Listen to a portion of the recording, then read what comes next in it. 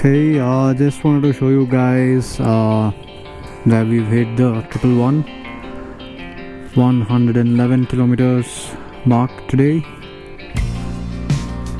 It's the 4th of Feb. I think 2 days, 100 kilometers, maybe pretty less for a few people, but it was just commuting to meet people and run a few errands.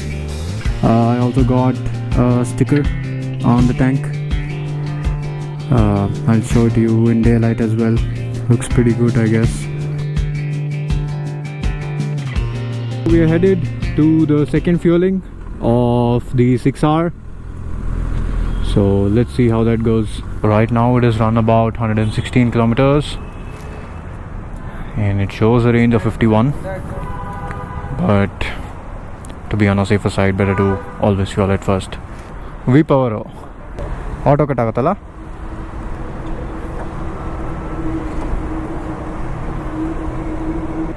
126 per liter. So there's the unleaded petrol, and then the V-Power diesel, regular diesel, and the V-Power diesel. Okay, and that's the auto cutoff. Gotten it fueled, 116 kilometers, and we should be dividing that by the 17 liter tank. 4 liter reserve, which still was showing about 50 kilometers range. So I'll put the math on the screen. So I've come to this petrol pump for the first time. Pretty big. They have a deli store right inside the bunk, and they also have the EV car charging. Pretty good station, I'd say.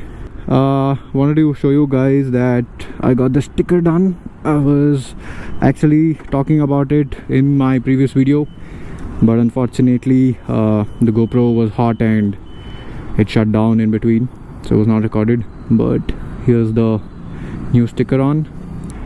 Looking at the sticker, do subscribe to the channel, follow me on Instagram and Twitter. I also have a Reddit account which goes by Dude6R official. You can follow me there as well. You guys might have observed that I have the quick shifter on. Let's just test it out a bit over here.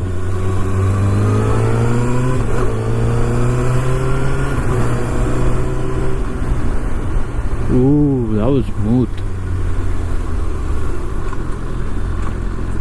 That was really smooth.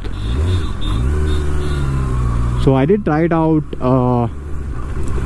previously, and what I observed was when you have the throttle on, that is when it works effortlessly, and that is when you're supposed to do it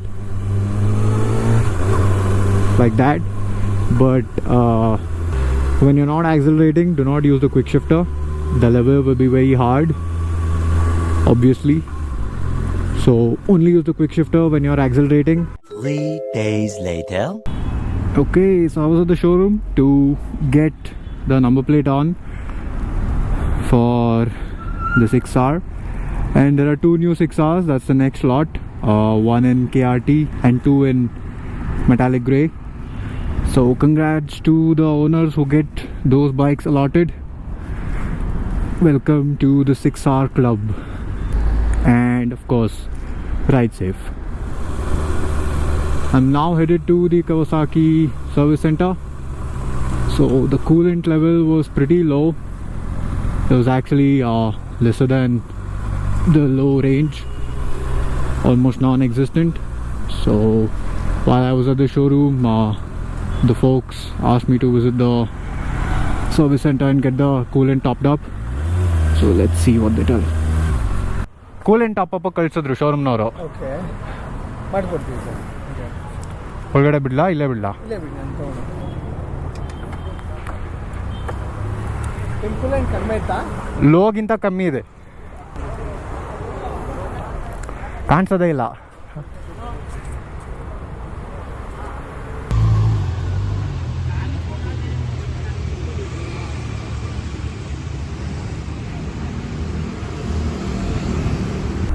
Walking in for the first time into the Kawasaki service center. Let's see what they tell. A lot of bikes in here.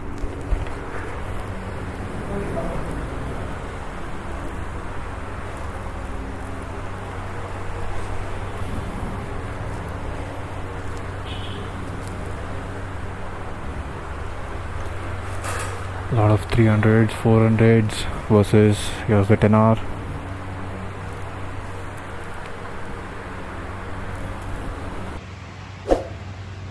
That's the coolant being filled into the coolant reserve.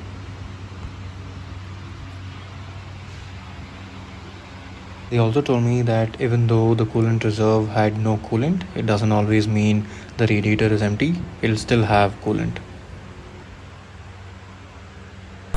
Not sure if you guys could see, but the coolant level is much better now.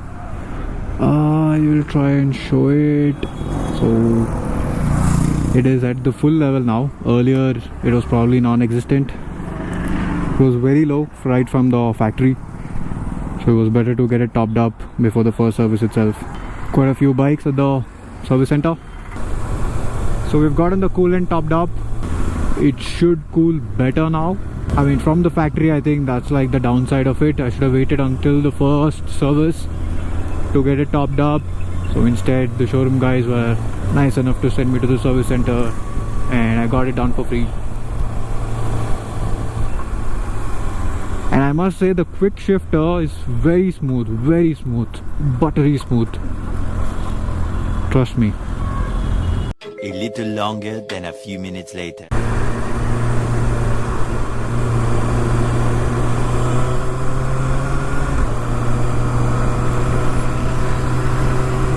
We got a good stretch here. I'm actually headed to buy riding gloves.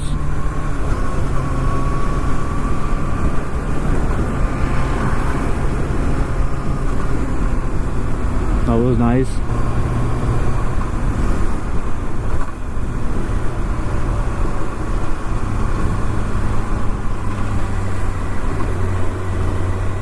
So I just picked up my Revit RSR4 gloves from Orion. I came in to buy the boots as well as the gloves, but unfortunately, since I'm a UK 12, I couldn't find my size riding boots. It was there in Denny's, but the fit wasn't really that great and they didn't have any other option, just a single model. It was a slip-in type, so I didn't go with it. So depending on riding boots, comment down below if you know any brand that sells UK 12 or a seller who has a UK 12, whether they sell online or they have a store. I'll check them out.